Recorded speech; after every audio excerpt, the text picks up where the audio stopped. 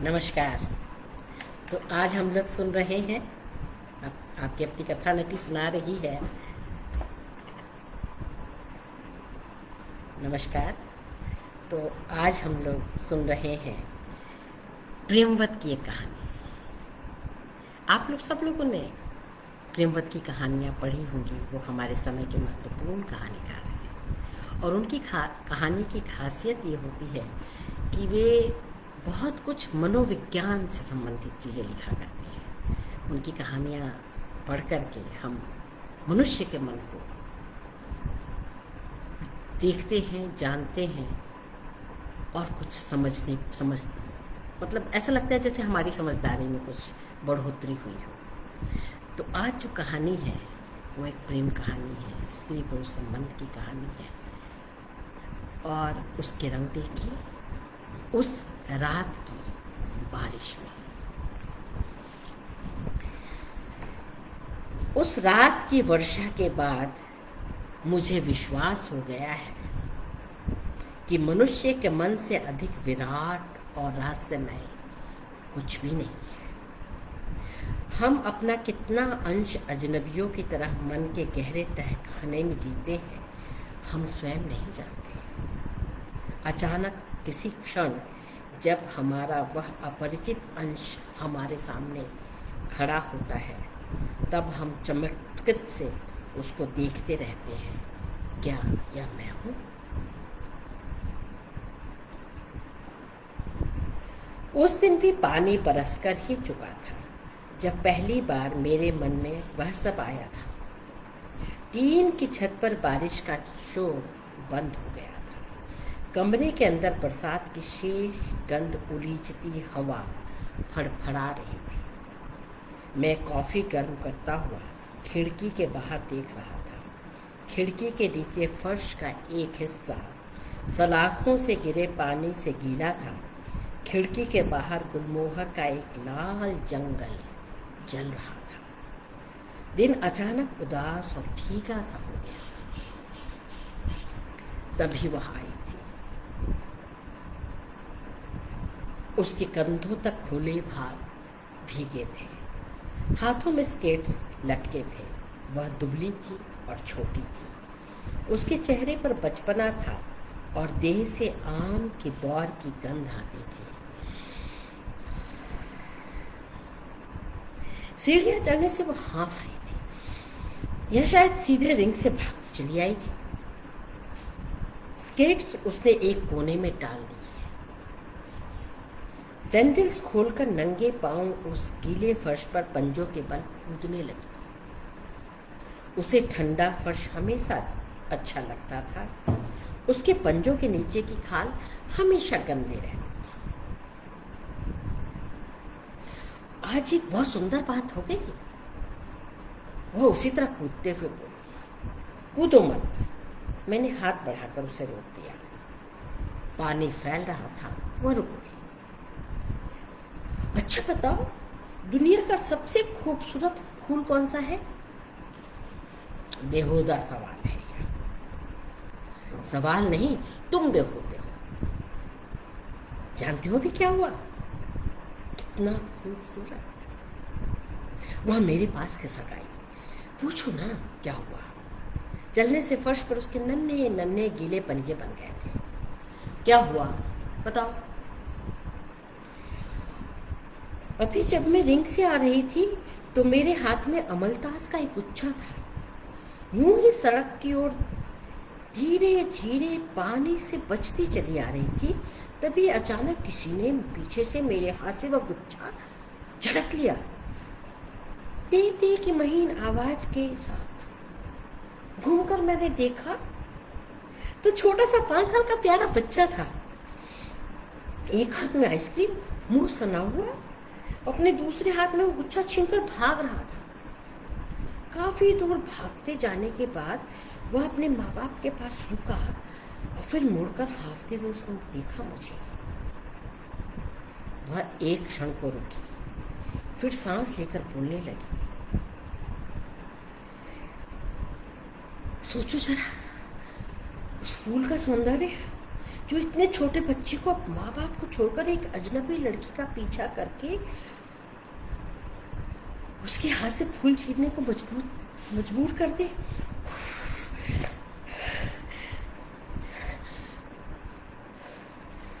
उसका चेहरा उत्तेजना से लाल हो रहा था। उसका फूल छीनना, भागने के बाद मुड़कर देखना, और उस समय उसके चेहरे पर जो चमक, उसे पाने का जो सुख था, अद्भुत। वह चेहरा एक बार फिर देखने के लिए मैं कुछ भी कर सकती हूँ। सच सच कह रही हूँ, कभी भी कुछ भी।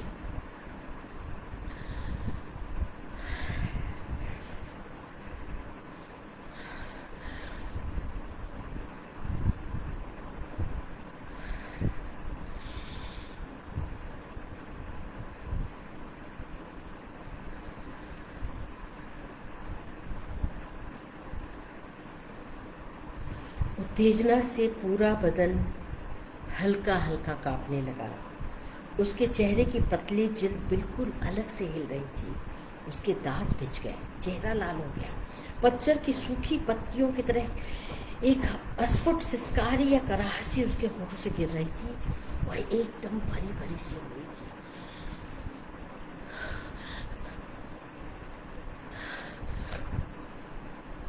अंदर की उत्तेजना से फूली हुई मैं उसे चुपचाप देख रहा था। उस समय मेरे मन में बस एक बात आई कि हमेशा की तरह उस क्षण भी जैसे सहवास के चरम आवेग का सुख भोग रही है। उसे देखते हुए अचानक उस क्षण भभके की तरह मेरे अंदर वह भयानक, कुटिल और विचित्र भावना जन्मी थी। ऐसा उसके साथ अक्सर होता था।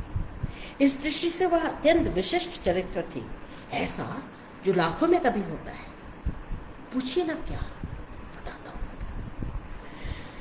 कोई भी ऐसी बात जो रसपरक या सुंदर होती थी, उसको इसी तरह बेसुध कर देती थी।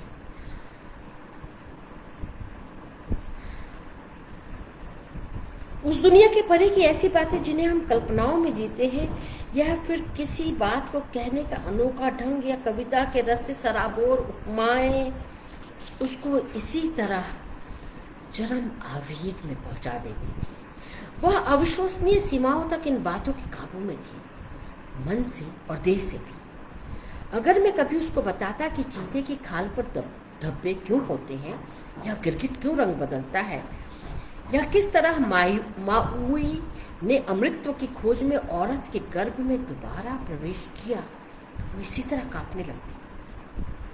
अगर मैं उसे रिम्बार्ड की कविता सुनाता कि मेरे चुंबनों का मकड़ा तुम्हारे गले पर रेख रहा है, तो उसके गले की खाल अपने आप खिंच जाती। या सुनाता कि आओ हम दुबक जाएं चुंबनों के घोंसले में, तो वह पूरी तरह ऐसे घोंसले की कल्पना से भर जाती। वस्तुतः वह सिर्फ बातों से ऑर्गेज्म की स्थिति में पहुंच जाती थी। यही उसकी विशेषता थी। उस दिन भी वह ऑर्गेज्म में थी।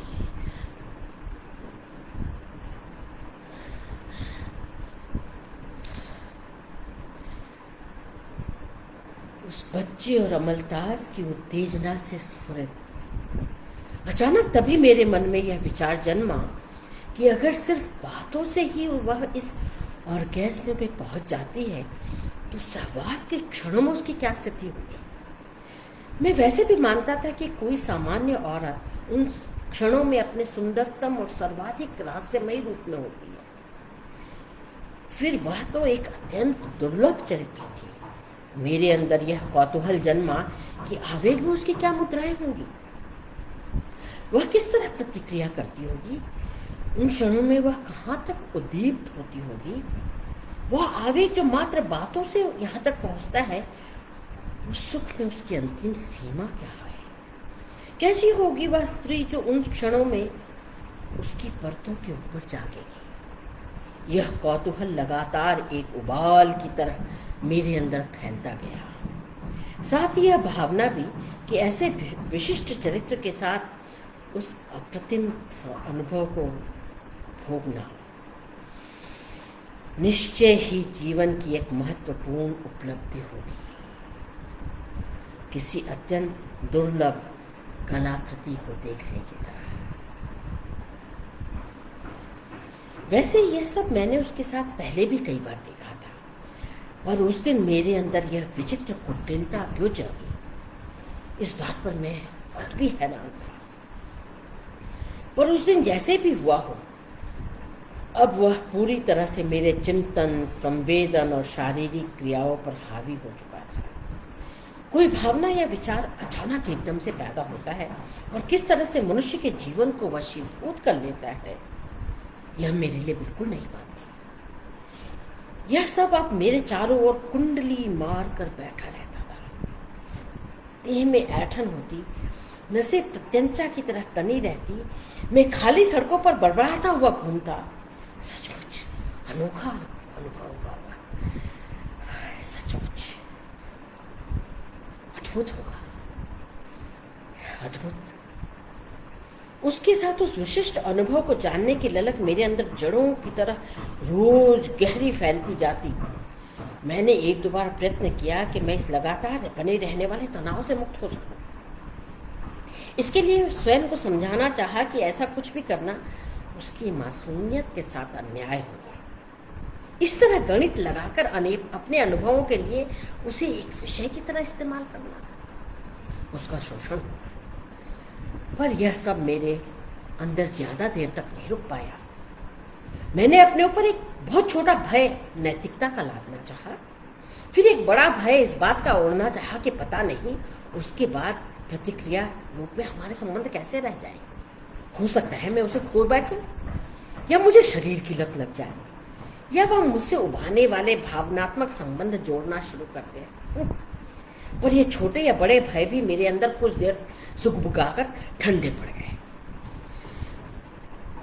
फिर कई बार नशे में धुत होकर मैंने उसे भूलना चाहा। कुछ दिन शहर से दूर रहकर भी देखा। 2 बार बाजार में एक औरत के पास भी गया, यह सोचकर कि शायद यह महज मेरे शरीर की ही भूख हो। पर जितना मैं यह सब करता रहा, उसका वह चेहरा मुझसे चिपकता चला गया। थक कर मुझे विश्वास हो गया कि इससे मुक्ति पाने का बस एक ही तरीका है कि मैं इस काम को जल्दी से जल्दी पूरा कर लूं। मैंने अंतिम रूप से इसे करने का निश्चय कर लिया। वैसे यह मेरे लिए थोड़ा कठिन काम था, क्योंकि मैंने उसके बारे में पहले कभी इस तरह सोचा ही नहीं था। न ही हमारे बीच कभी इस तरह के संबंधों का कोई प्रयत्न नहीं हुआ था। हमारे बीच सहज रूप से एक दूसरे की उपस्थिति का आकर्षण था, बस। और अभी भी मेरी दिलचस्पी उसकी देह में नहीं, बल्कि मात्र उस विशिष्ट अनुभव के सुख को भोगने में थी। कैसी लगेगी वह जब मैं उसके अंदर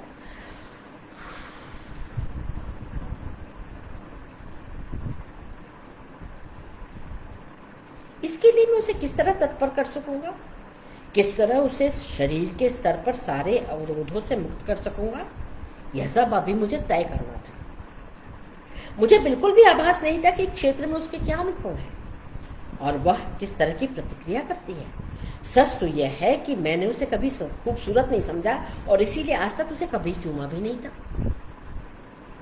इसके अतिरिक्त सबसे महत्वपूर्ण था मेरा अपने लक्ष्य पर अंतिम सीमा तक पहुंचना। मेरे लिए यह नितांत आवश्यक था, क्योंकि एक बार कुछ भी शुरू करने के बाद बीच में उसके उखड़ जाने पर संबंधों में दरार पड़ना निश्चित था और मैं उसे किसी भी मूल्य पर नहीं चाहता था। यह सब सोचकर मैंने यही उचित समझा कि उसके सारे मनोविज्ञान को दृष्टि में रखते हुए कहीं शांति से बैठकर एक पूरी योजना बना डालूं, जो प्रारंभ से अंतिम बिंदु तक अभेद्य हो, अपराजेय हो। कम से कम एक बात पूरी तरह स्पष्ट थी कि मेरे इस व्यू को मुख्यतः उसी तरह की बातों पर आधारित होना था जिनसे वह सहज रूप से उत्तेजना की स्थिति में पहुंच जाती थी। इस सारी योजना पर शांति से विचार करने के लिए मैं कुछ दिनों के लिए शहर से बाहर एकांत में चला गया। जब मैं लौटा तो मेरा सारा उद्वेलन समाप्त हो गया था। दृढ़ होकर मैंने एक स्पष्ट और लगभग सफल होने वाली योजना बनाए डाली थी। बरसात को वह आत्महत्याओं का मौसम कहती थी। उन दिनों मिट्टी से जो गंध उठती है उसे वह हमेशा लंबी सांसें खींचकर अंदर भरती रहती थी। जब कभी रात को बहुत तेज बारिश होती तो उसका फोन आता, किसी भी पहर, कभी भी। सुन रहे हो क्या? सुन रहे हो? वह नींद में डूबी फुसफुसाती आवाज में पूछती। क्या? बारिश का शोर। लगता है पूरा शहर बह जाएगा। मैं उनिंदा सा खिड़की के बाहर देखता, भयानक शोर के साथ पानी गिर रहा होता। मैं अंदाज लगा लेता कि इस वक्त उसकी आंखों में सिर्फ शहर के बहने की कल्पना भरी होगी।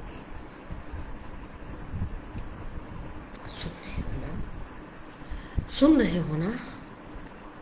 हाँ, क्या देख रहे हो? मैं घड़ी देखता, रात के 2 बज रहे होते। सो रहे थे क्या? और कुछ भी किया जा सकता है इस समय? मैं आऊं अभी? हाँ। मैं चुप रहता। मैं जानता था कि वह आकर क्या करना चाहती है। मैं आ रही हूं। और वह फोन रख देती। थोड़ी देर में ही उसकी गाड़ी का हॉर्न सुनाई देता। मैं सीढ़ियां उतरकर नीचे आता। वह स्टीयरिंग मेरे हाथों में देकर दूसरी तरफ खिसक जाती। फिर खाली खाली काली भीगी सड़कों पर हमारी कार घूमती रहती। वह शीशे से आंखें चिपकाए चुपचाप बारिश देखती रहती। बीच बीच में अचानक फुसफुसाती। उसी तरह शीशे से चिपकी हुई। लगता है शहर बह जाएगा। उसकी आंखें तो फैली होती। उसके अंदर कौतुक, उत्सुकता और आनंद लबालब भरा रहता। वो घंटों इसी तरह बाहर देखती रहती। मैं चुपचाप कार चलाता रहता। न जाने कितनी देर तक हम इसी तरह घूमते।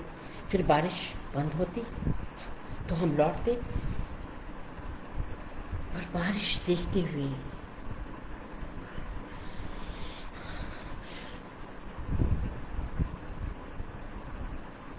बारिश बंद होते उसका चेहरा सूख जाता, सुस्त हो जाती वह। बहुत धीरे धीरे तब वह इस तरह चारों ओर देखती जैसे किसी लंबे सपने से अचानक जाग गई हो। इस काम के लिए मैं ऐसी ही बारिश का इंतजार कर रहा था। बारिश में वह आसानी से अपने खुल से बाहर निकल आती थी और उस उत्तेजना के पहले बिंदु पर पहुंच जाती थी जिसका चरम मैं देखना चाहता था। मैं जो करना चाहता था उसके लिए बारिश एक बहुत सरल भूमिका बनाने का काम कर सकती थी। जब बारिश होती तो वह अक्सर शराब पी लेती। यह मेरी व्यूह रचना का दूसरा हिस्सा था। शराब पीने के बाद उसके अंदर के काफी अवरोध खत्म हो जाते।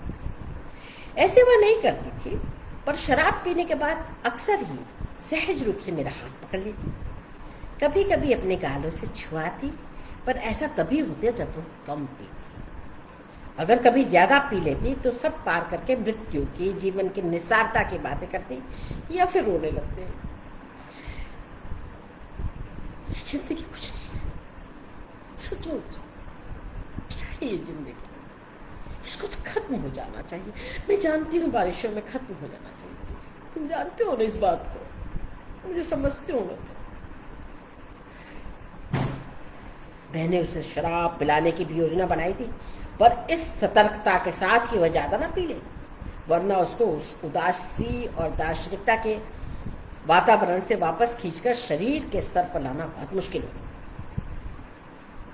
यह भी संभव था कि उसके साथ मैं भी ऐसी बेवकूफ़ी भरी उदास और भावुकता में बहने लगे और मौका हाथ से निकल जाए। तो मुझे उतनी ही शराब देनी थी जिससे कि उसकी सारी वर्जनाएं, सारे अवरोध टूट जाएं और वो हल्की उत्तेजना से भर जाए। अपने लिए मैंने सोचा था कि मैं कुछ ज़्यादा शराब पीऊँगा, इतनी कि वह 1-2 बार मुझे टोके। इसलिए अगर किसी कारण मैं अपने उद्देश्य में सफल ना हो तो वह इस बात को तो मैं यह कहकर ये बात संभाल लूँ कि मैं ज़्यादा नशे में था, इसीलिए कुछ गलत, सॉरी मुझसे गलती हो गई। शराब एक ढाल थी जो मैं अपने और उसके संबंधों के ऊपर रखना चाहता था, और योजना का सबसे महत्वपूर्ण अंश था क्या, बातचीत के ऐसे टुकड़े जो बारिश और शराब के बीच मुझे थोड़ी थोड़ी देर में किसी न किसी होशियारी से उसकी ओर फेंकने थे। मसलन मैंने सोचा था कि कहूँगा कि उसके साथ रहने पर मुझे लगता है कि मैं पवित्र ऋचाओं से भीग रहा हूँ, या कि उसके देश से कच्चे भुट्टे की गंध आती है तुम्हारी देह से या वह वैदिक कल्पना कि आकाश पुरुष है, वर्षा उसका वीर और स्त्री धरती, उससे गर्भ धारण करके वह वृक्षों पौधों को जन्मती है। या फिर यह जानती हो, सहवास एक यज्ञ की तरह होता है। वैदिक ऋचाएं कहती है बात, सहवास एक यज्ञ की तरह होता है जिसमें स्त्री अग्निकुंड होती है, पुरुष समिधा, वीर्य हव्य, स्वर मंत्रोच्चार, गति क्रियाएं और श्वेत यज्ञ धूम। मुझे पूरा विश्वास था यहीं पर मैं सफल हो जाऊंगा। यह निश्चित रूप से ऐसे यज्ञ को करना चाहेगी। इसके अलावा कुछ और भी टुकड़े थे जो मुझे बीच बीच में कहीं इस्तेमाल करने पड़ सकते थे, पर यह सब मेरी प्रत्युत्पन्न मति पर निर्भर करता था। फिलहाल मैंने सोचा था कि बारिश और शराब से उसे आवेग पर लाकर फिर लगातार ऐसी बातों से उस आवेग को बनाए रखूंगा, इतनी देर कि वह स्वयं थक जाए, और तब एक कुशल शिकारी की तरह मैं उस पर झपट सकूं। यही मेरी योजना थी, और अब मैं बारिश की प्रतीक्षा कर रहा था। मेरी आंखें सलाखों से चिपकी थीं, और सलाखों के बाहर मेरा पूरा हाथ भीग गया था। बेहद तेज वर्षा हो रही थी, जैसे किसी विशाल पक्षी के डैनों से टूटकर हवाओं में उड़ते हल्के कांपते रोएं गिर रहे। सूनी काली सड़कों और थरथराते पेड़ों पर उन सफेद रंगों की दीवार तनी थी। तेज हवाओं के साथ धरती भी परिचित मिट्टी की गंध उठा रही थी। कभी हवाओं की दिशा बदलती तो कुछ बूंदें खिड़की से आकर मुझे भिगो देती। मैं बहुत देर तक इसी तरह बैठा था। इस तरह बैठे बैठे अचानक मैं उदास हो गया, ऐसी उदासी जो आत्मा से लड़ने पर पैदा होती है। यही वह क्षण था जिसकी मुझे प्रतीक्षा थी। कुछ भी करने से पहले मैंने एक बार फिर अंतिम प्रयत्न किया कि उन सबको अपने दिमाग से निकाल फेंकूं और शांति से किसी पेड़ के नीचे सो जाऊं। नहीं, मुझे ऐसा नहीं करना चाहिए, वो बहुत मासूम है। गलत, बहुत गलत, बहुत गलत है यह। मैंने कुछ और सोचते रहने की कोशिश की, शायद तब तक यह बरसात बंद हो जाए। एक बार वर्षा खत्म हो जाने के बाद सब कुछ अपने आप ध्वस्त हो जाता, पर ऐसा लग नहीं रहा था। यह बरसात तो सारी रात होनी थी, और मैं किसी भी तरह स्वयं को पूरी रात नियंत्रित नहीं रख सकता था। मेरे अंदर कांपती हुई आग की नदी दौड़ रही थी, मेरा गला सूख रहा था, मेरी पूरी देह ऐठ रही थी। मुझे लग रहा था कि मैंने और ज़्यादा देर स्वयं को रोकने का प्रयत्न किया तो तनाव से चटक जाऊंगा। मैं उठकर फोन तक आया, तभी फोन की घंटी बजी। गीला हाथ पोंछ करके मैंने फोन उठाया।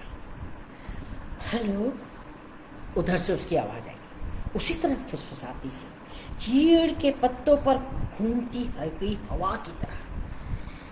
क्या कर रहे हो? कुछ नहीं, बरसात देख रहा हूं।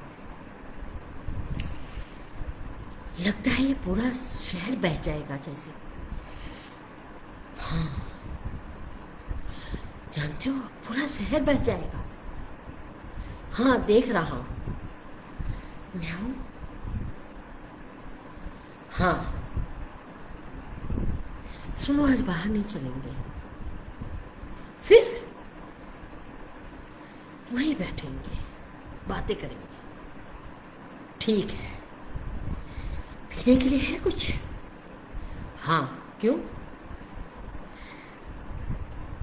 क्या है? वही वही क्या? वही जो तुम्हें पसंद है, व्हाइट रम। और कुछ खाने के लिए?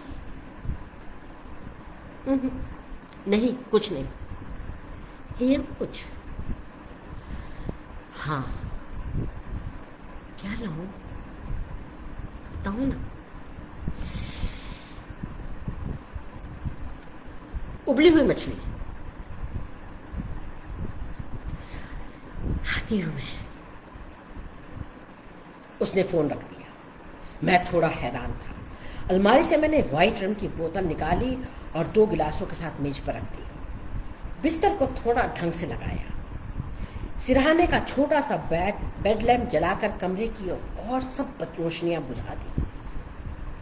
छोटे से कमरे के एक कोने में उजाले का पीला छोटा घेरा फैल गया, उसी तरह जैसे रिंग के स्केटिंग के समय उसके ऊपर रहता है। मैं उत्तेजित था। बाहर गाड़ी का हॉर्न सुनाई दिया, फिर दरवाजा बंद करने की आवाज और लकड़ी की सीढ़ियों पर उसके चढ़ने की आवाज। दरवाजा खुला था। गाड़ी से उतरकर गली के अंदर तक आने में ही वह भीग गई थी। हाथों में पैकेट लिए हुई थी, शायद मछली थी उसमें। वह सर्दी से कांप रही थी। जहां गीली हुई थी वहां सफेद हो गई थी। उसने पैकेट मेज पर रख करके सैंडल उतारे, बालों को झटक कर पानी गिराया और दोनों हथेलियां रगड़ने लगी। तुम कांप रही हो? हाँ, इतनी बारिश, सर्दी हो गई। देखो, उसने अपनी हथेली बढ़ाई। मैंने उसकी हथेली पकड़ी, ठंडी थी। तुम सचमुच भीग गई हो। हाँ। उसने हाथ पीछे करके गीले बालों को फिर झटका और बिस्तर पर पड़ी चादर के नीचे दुबक गई। चादर को उसने कंधों तक खींच लिया। अब उसका छोटा सा लाल चेहरा बाहर था, खुले बालों के बीच निचार नंगा, सफेद माथे पर 2 आंखें लिए हुए। मुझे पहली बार लगा वह खूबसूरत भी है। टीन की छत का शोर बढ़ रहा था। उसके शोर से बारिश की तेजी का अंदाजा लग रहा था। पी लो, कुछ राहत मिलेगी। मैंने गिलासों में रम डाला, पानी मिलाकर 1 गिलास उसे दे दिया। उसने गिलास मेरे गिलास से टकराया और चुस्कियां लेने लगी।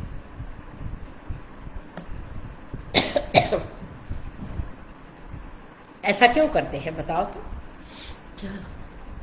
गिलास टकराना, और क्या?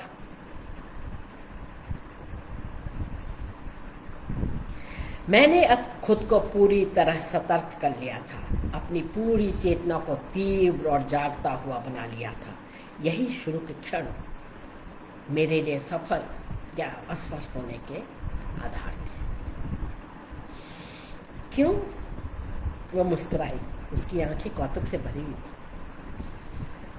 शराब हमेशा पूरे अस्तित्व के साथ पी जाती है।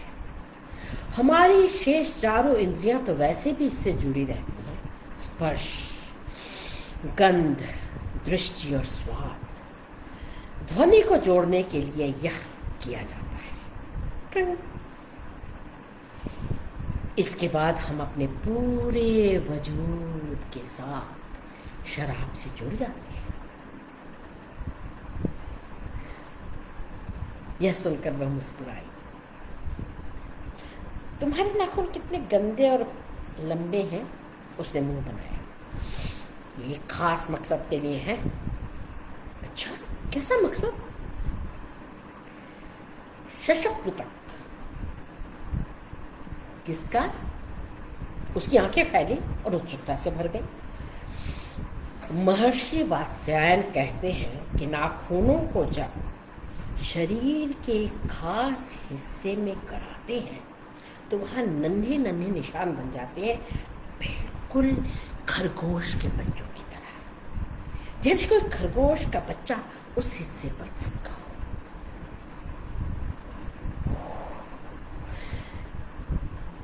उसका पूरा पेट कांपा। सुंदर।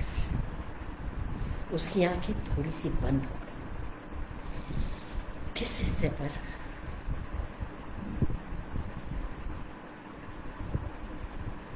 आंखें खोलकर वह मुस्कुराई। अब उसकी आंखें चमक रही थीं। बहुत हल्की सी लज्जा की एक परत सी चेहरे पर। मैंने झुककर उसके सीने की मुलायम खाल को चूम लिया।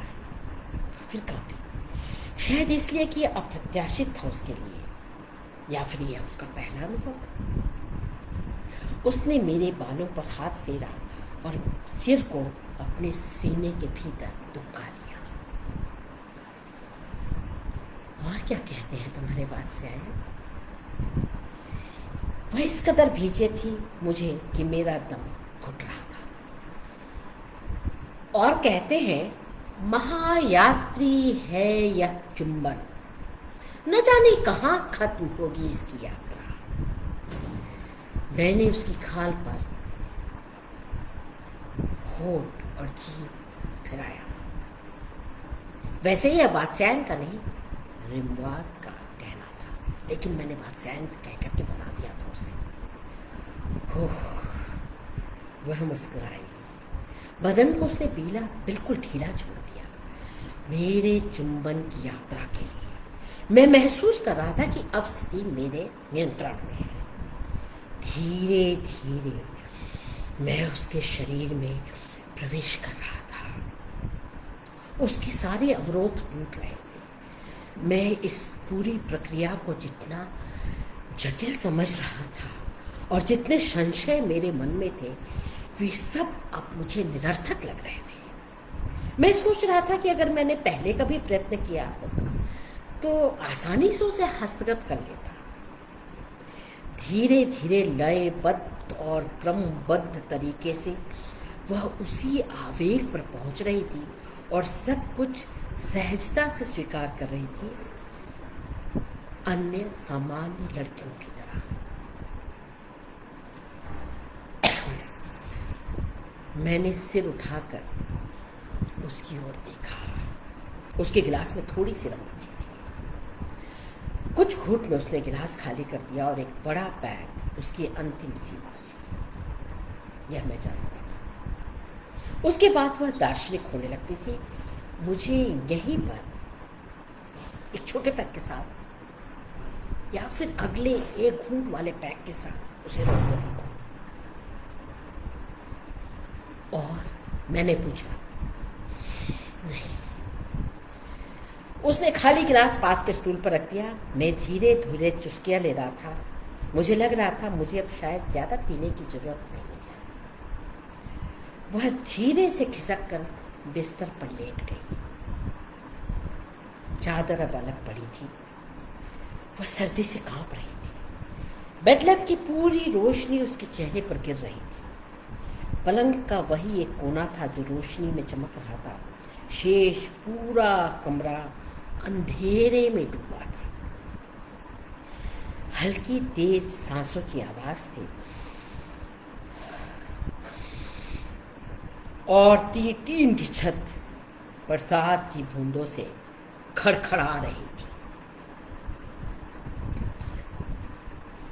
मैंने भी अपना ग्लास खाली करके स्टूल पर रख दिया। खुले बालों के बीच उसका चेहरा अचानक सुंदर हो उठा था। भरा भरा, शराब से खिंचा हुआ, रोशनी से नहाया, धूप के ताजे टुकड़े की तरह उसकी आंखें अजीब हो रही थी, भारी और चमकती रही। आंखें चमक रही थी, वह हंस नहीं रही थी।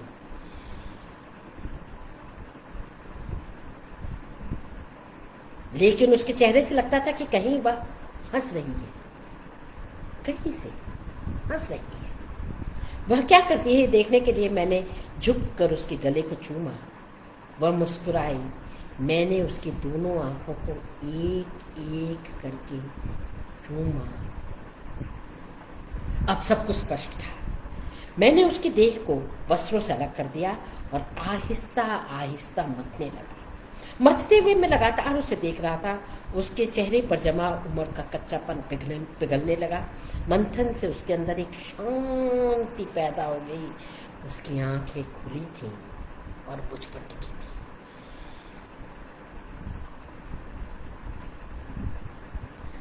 होंठ सहज रूप से फैले थे। शरीर ढीला था, बिल्कुल आवेग रहित। वह सिर्फ मुझे सहयोग दे रही थी, कोई प्रतिक्रिया नहीं थी उसकी। वह निष्पन्द, शांत और भावहीन थी।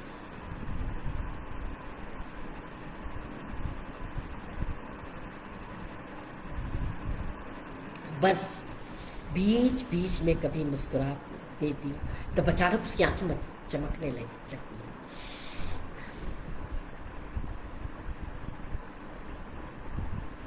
शराब की उत्तेजना और खाल की गर्मी में धीरे धीरे मैं भी सब भूल गया।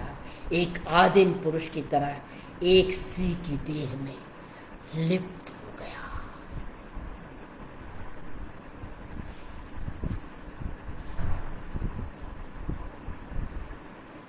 एक छिलके की तरह मैं उसकी देह से अलग हो गया। वह उठी और मेरी तरफ पीठ करके कपड़े पहनने लगी। मैं बिस्तर के एक कोने पर पड़ा था। बारिश अब कुछ कम हो गई थी। कमरे के अंदर हमारी गहरी सांसें थी, छूटी हुई उत्तेजना थी और ठंडा कांपता अंधेरा था रोशनी के उस टुकड़े को छोड़कर। मैं हैरान था, बिल्कुल उसे क्या हुआ। पूरे क्षण में वह कभी भी किसी तरह के आवेग में नहीं आई थी, उतनी भी नहीं जितनी कि वह सिर्फ बातों में होती थी। सब फुस हो गया था, बस जैसे गहरे शून्य में डूबकर ऊपर आया था मैं। कपड़े पहनकर वह मेरे पास बैठ गई। उसके चेहरे पर एक किलकिलाहट थी, आत्मविश्वास और अधिकार से भरी हुई। उसके बाल बिखरे थे और तेज स्फुरत। तुम्हें अच्छा नहीं लगा क्या? मैंने पूछा। तुम्हें ऐसा क्यों लगता है? क्योंकि तुम बर्फ की तरह ठंडी थी। वह मुस्कुराई। सच बताऊं? कहो, सच बताऊं क्या? हाँ, सुनो।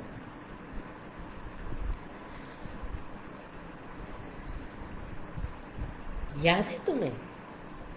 मैंने कहा था उस बच्चे को एक बार फिर देखने के लिए मुझे। याद है तुम्हें? मैंने कहा था ना कि मैं कुछ भी कर सकती हूँ। एक बच्चे को, उस बच्चे को एक बार देखना चाहती हूँ। याद है ना? मैं अवाक सा उसे देख रहा था, मेरी नसें चटकने लगी।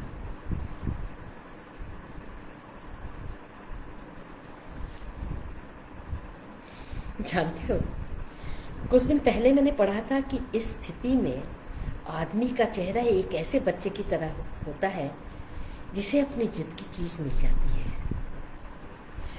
उतना ही खुश और चमकता होगा। तभी मुझे वह बच्चा याद आया और एक बार फिर उसे देखने के लिए मैं बेचैन हो गई। हर समय वही घूमता रहता था मेरी आंखों के सामने।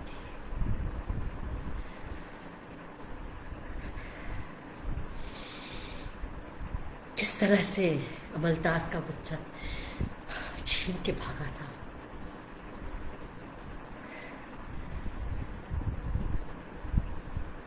तभी मैंने यह सारी योजना बनाई, बरसात की, शराब की, और उसके लिए तुम्हें इस्तेमाल करने की।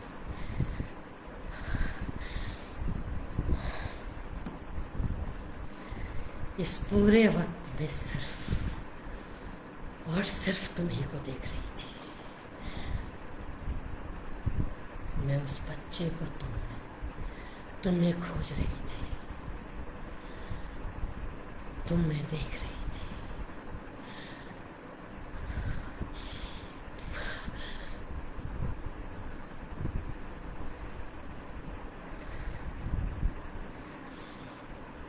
धीरे से झुककर उसने मेरे चेहरे को अपने हथेलियों में भर लिया। सच, तुम बिल्कुल उस बच्चे की तरह लग रहे थे, उतने ही मासूम और आनंदित। वैसा ही सुख था तुम्हारे चेहरे पर। सुंदर, बहुत सुंदर, बहुत सुंदर। वो कांपने लगी, उसकी आंखें बंद हो गई, एक फुसफुसाहट उसके होठों से झरने लगी, उसी चरम आनंद की उत्तेजना में डूबी हुई।